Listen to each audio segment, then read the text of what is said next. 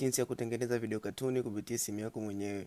Uwe mtumiaji wa iOS, uwe mtumiaji wa Android, yote inawezekana. Cha kufanya nifuatilie kwa makini katika video hii. Hatua zote, hatua ya picha yenyewe kuibadilisha kuwa katuni, na hatua ya katuni kuibadilisha kuwa video. Cha kufanya tutatumia ChatGPT. Tutaiangalia ChatGPT hapo, tutafungua kwenye, kama una download, utafungua ChatGPT. Ukishafungua utaenda kwenye eneo la kutuma pale, utaenda kuchagua picha, utaangalia picha gani wewe mwenyewe utengenezee kwa katuni. Hapo kwa mimi nichagua picha yangu ni hii hapo, ndio ninakubadilisha kwa katuni. Unaenda kwenye eneo la hapo kuna kuuliza chochote, unaandika create a picture. Tunaandika hapo create a picture. Tuna send. Ukisha send hapo itakuwa inakutengenezea ChatGPT picha yako kwa katuni. Hiyo ndio hatua ya kwanza. Naona ina process hapo kama muda kidogo. Itakuwa imetuma picha yetu kama hiyo ya katuni. Unaona picha yetu ya kawaida ni hiyo, na picha yetu iliyobadilika kwa katuni ni hii hapo. Sawa. Cha kufanya utaihifadhi hapo, yani utaisave.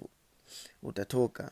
Utaenda kwenye eneo, kama unatumia Android utaenda kwenye Google, kama nini utatumia Safari. Utaandika hedra.com. Itafungua kama hivyo. Kama hujaifungua itakwambia ifungue, lakini mimi nishaifungua. Nitaenda kwenye ku try hapo nao. Kama ndio ya kama kwanza kuifungua, itakwambia uifungue. Itafungua kama hivyo. Hapo kuna character, kuna audio script.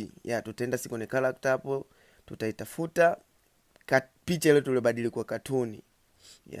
Nenda hapo kwenye photo library. Hii hapo picha yetu tuliyobadili kwa katuni.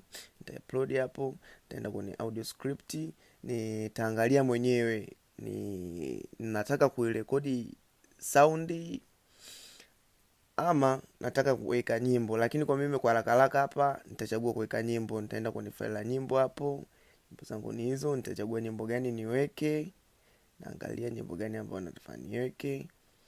Nitachagua nyimbo gani ina urefu mkubwa, nitaupunguza hapo. Nitapunguza mpaka niweke kijani. Iweke kijani, ibadilike kijani kama hivyo. Hapo kijani ibadilike kama hivyo. Sasa angalia nyimbo yangu mimi